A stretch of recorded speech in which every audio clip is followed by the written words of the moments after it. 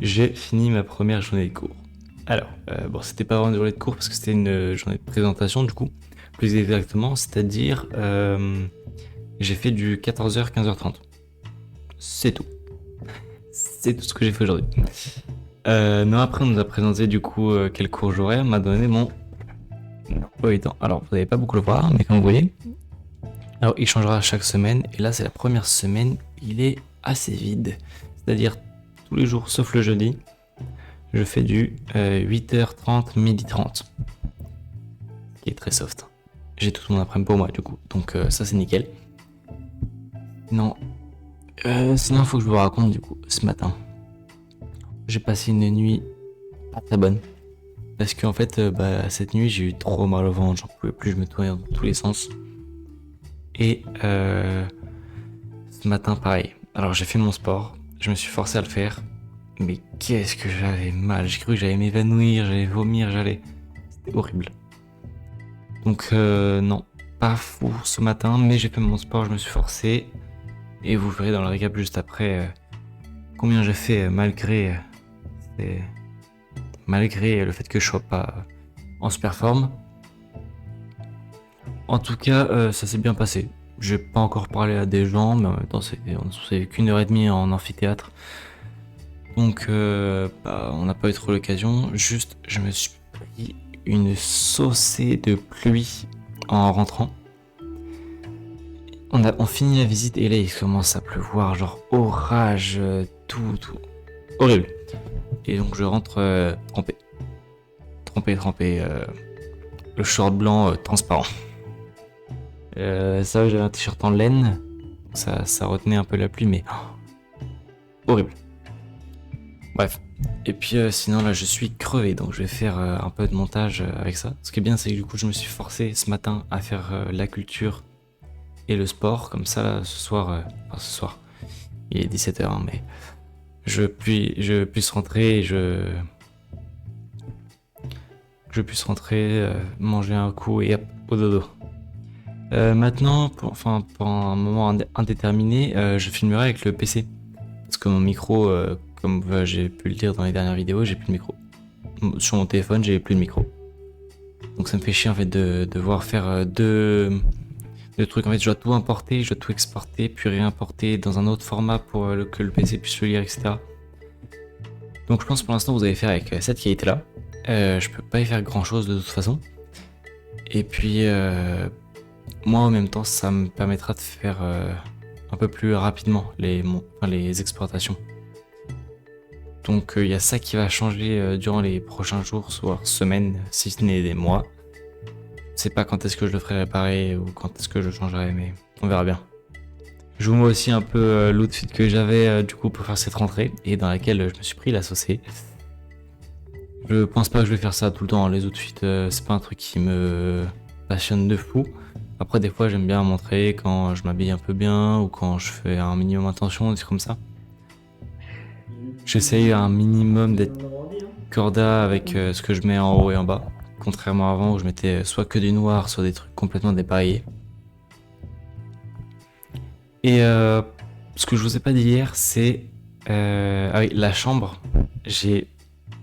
Du coup, j'avais pas les rushs de la chambre.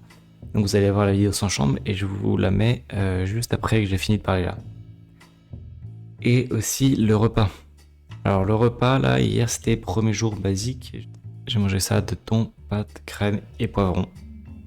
Donc je me suis fait 500 grammes comme ça me fait 2-3 repas à voir comment j'ai faim. Et puis là ce soir je pense que ça va être la fin du coup le reste de pâtes, thon, tout ça.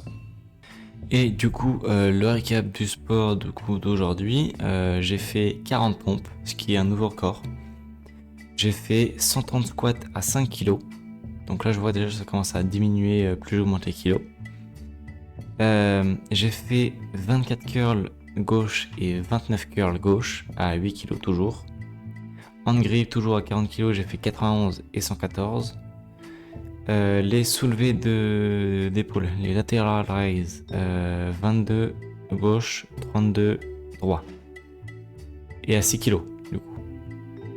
Et j'ai fait 105 dips à 3 kg. donc demain j'augmente encore. Et ma pesée, il y en a toujours pas.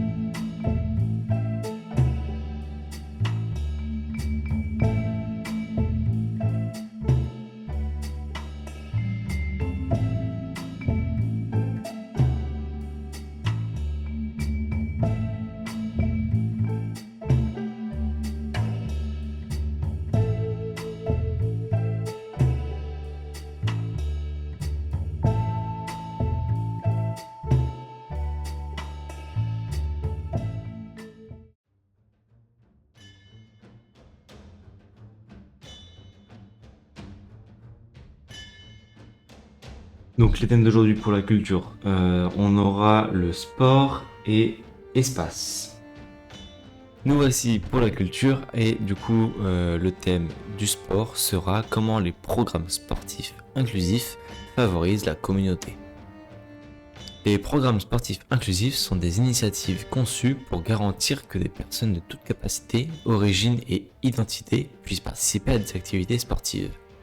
Cette approche va au-delà de la simple prise en compte des personnes en situation de handicap, englobant également la diversité liée à l'âge, au sexe, à l'appartenance ethnique et au statut social et économique. Leur objectif fondamental est d'offrir des opportunités égales à chacun de s'engager dans le sport et l'activité physique, contribuant ainsi de manière significative au bien-être individuel et collectif. L'un des impacts les plus profonds des programmes sportifs inclusifs est leur capacité à favoriser l'intégration sociale. Le sport est un langage universel qui transcende les barrières et qui rassemble les individus. Lorsque les programmes sont conçus de manière inclusive, ils créent des occasions d'interaction et de construction de relations entre de groupes divers. Cela permet de réduire les stéréotypes et les fausses idées en exposant les participants aux expériences et aux capacités variées des autres. Cette interaction directe est cruciale pour développer un état d'esprit plus inclusif au sein de la communauté. Pour les jeunes, en particulier ceux en situation de handicap ou issus de milieux sous-représentés, le sport inclusif offre des opportunités essentielles de s'engager dans des activités positives et de nouer des liens significatifs avec leurs pairs. Par exemple, des organisations comme Special Olympics, qui organisent des compétitions pour les personnes ayant une déficience intellectuelle, contribuent à leur bien-être physique et à une plus grande inclusion sociale. La communauté qui donne des priorités à l'inclusion dans leurs programmes sportifs font preuve de plus grande résilience face aux défis. Le programme sportif inclusif agit comme une force unificatrice, aidant à créer des sentiments de solidarité parmi les participants. Cette unité est particulièrement importante en période de crise ou de transition. Comme lors des catastrophes naturelles ou de ralentissement économique, lorsque des personnes d'horizons divers se réunissent pour un objectif commun, elles développent un sentiment partagé de responsabilité et un soutien mutuel. Cet esprit collectif peut s'étendre au-delà du terrain du sport, influençant d'autres domaines dans la vie communautaire et contribuant à la stabilité et à la résilience globale. Le sport est perçu comme un outil puissant favorisant le lien social et le vivre ensemble, incluant tout le monde et embrassant la diversité.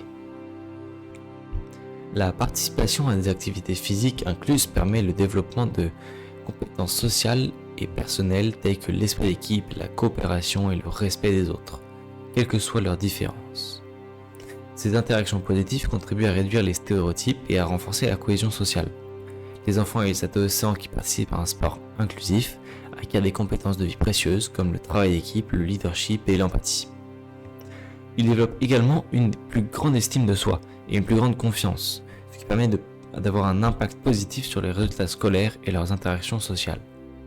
Il a été démontré que la pratique sportive améliore la santé mentale et le bien-être émotionnel. Les programmes sportifs inclusifs amplifient ces avantages en veillant à ce que chacun ait la possibilité de participer. L'activité physique peut réduire le stress, l'anxiété et la dépression et améliorer l'humeur générale. De nombreuses associations et initiatives mettent en œuvre des programmes sportifs inclusifs pour renforcer la communauté.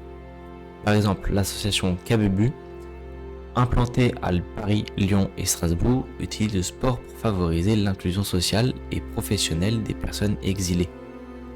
Elle propose des activités sportives gratuites ouvertes aux personnes exilées et aux locaux pour promouvoir la mixité sociale. L'Académie Younous, fondée en 2012, accompagne les jeunes du quartier, prioritaire des entraînements sportifs et séances d'aide aux devoirs, favorisant leur insertion sociale et professionnelle. Sport dans la ville, créé en 1998, offre des séances sportives créées et encadrées aux jeunes de 6 à 25 ans issus de quartiers prioritaires. D'autres exemples incluent le programme français Sport Handicap qui offre un accompagnement spécifique et des infrastructures adaptées, ainsi que des associations comme Cap Sport qui œuvrent pour l'insertion sociale et professionnelle des populations fragilisées par le biais du sport. Des sports comme le goalball, le basketball en fauteuil roulant et le tennis en fauteuil roulant sont des exemples de disciplines conçues pour être inclusives, permettant la participation des personnes ayant des limitations visuelles motrices aux côtés de leurs pairs. Le principe est de créer un environnement où tous les participants se sentent valorisés et autonomes, quelles que soient leurs circonstances personnelles. En somme, les programmes sportifs inclusifs constituent un levier essentiel pour construire des communautés plus fortes, plus résilientes et plus équitables. Ils favorisent l'intégration sociale, renforcent les liens communautaires, développent des compétences cruciales et améliorent le bien-être général des individus. Et maintenant, pour le thème de l'espace, on aura Arthur Eddington à jouer un rôle clé dans l'acceptation de la relativité générale. L'acceptation de la théorie de la relativité générale d'Albert Einstein, publiée en novembre 1915, a été un jalon majeur dans l'histoire de la physique. Cette théorie révolutionnaire a proposé une nouvelle compréhension de la gravitation, la décrivant non plus comme une force, mais comme une courbure de l'espace-temps, causée par la masse et l'énergie. Cependant, au moment de sa publication, la Première Guerre mondiale faisait rage, rendant la communication scientifique internationale difficile et générant une certaine méfiance envers les travaux des scientifiques allemands. C'est dans ce contexte qu'Arthur Eddington, un astrophysicien britannique, a joué un rôle déterminant dans la validation et la diffusion de cette théorie. Avant Einstein, la loi de la gravitation universelle d'Isaac Newton, acceptée depuis plus de 200 ans, décrivait la gravité comme une force attractive entre les masses. La relativité restreinte d'Einstein, publiée en 1905, avait déjà bousculé la notion d'espace et du temps absolu, démontrant que la vitesse de la lumière est une constante fondamentale et que le temps et l'espace sont liés en une entité quadridimensionnelle appelée espace-temps. La relativité générale a étendu ces concepts pour y inclure la gravitation en suggérant que les objets massifs déformaient l'espace-temps autour d'eux et que cette déformation guide le mouvement des autres objets. La théorie d'Einstein prédisait des effets inattendus, comme la déflexion de la lumière par un champ gravitationnel. En d'autres termes, la lumière des étoiles devait être courbée lorsqu'elle passait à proximité d'un corps massif comme le Soleil. C'est cette prédiction cruciale qu'Arthur Eddington s'est donné pour mission de vérifier. Arthur Eddington, en étant que fervent pacifiste et internationaliste, était convaincu que la science devait transcender les frontières des conflits. Ayant pris conscience des travaux d'Einstein grâce à un contact aux Pays-Bas neutres, il a vu dans la relativité générale non seulement une avancée scientifique majeure, mais aussi une opportunité de rétablir les liens entre les communautés scientifiques divisées par la guerre. En 1919, Eddington, en collaboration avec l'astronome Frank Weston Dyson, a organisé 2 expéditions pour observer une éclipse solaire totale, prévue le 29 mai 1919. L'objectif était de mesurer la position des étoiles qui apparaissaient près du Soleil pendant l'éclipse. Si la théorie d'Einstein était correcte, la lumière de ces étoiles devrait être légèrement divisée par la gravitation du Soleil, les faisant apparaître à des positions légèrement différentes de leur position habituelle. Une expédition s'est rendue sur l'île de Principe, au large de l'Afrique de l'Ouest, et l'autre à Sobral, au Brésil. Les observations de principe menées par Eddington lui-même étaient cruciales malgré des conditions météorologiques difficiles. Après plusieurs mois d'analyse des clichés photographiques, Eddington a annoncé que les résultats étaient en conformité avec les prédictions de la théorie d'Einstein. Les lumières des étoiles étaient bien déviées et l'ampleur de ces déviations correspondait au calcul de la relativité générale. L'annonce des résultats d'Eddington, faite publiquement en novembre 1919, a eu un impact retentissant. Les journaux du monde entier ont relayé la nouvelle, propulsant Albert Einstein au rang de célébrité mondiale en rendant sa théorie accessible au public large. Cette validation expérimentale a été la première preuve concrète et largement médiatisée de la justesse de la relativité générale, contribuant de manière significative à son acceptation par la communauté scientifique internationale. Au-delà de l'expérience de 1919, Eddington a également joué un rôle clé dans la diffusion de la relativité générale par ses écrits et ses enseignements. Ses ouvrages tels que Report on the Relativity Theory of Gravitation en 1918, Space, Time and Gravitation en 1920 et surtout son traité The Mathematical Theory of Relativity en 1923 ont été des références essentielles pour la compréhension de la théorie d'Einstein dans le monde anglophone. Ces contributions ont permis de former une nouvelle génération de chercheurs à l'utilisation de la relativité dans leurs propres travaux, consolidant ainsi son statut de pilier de la physique moderne.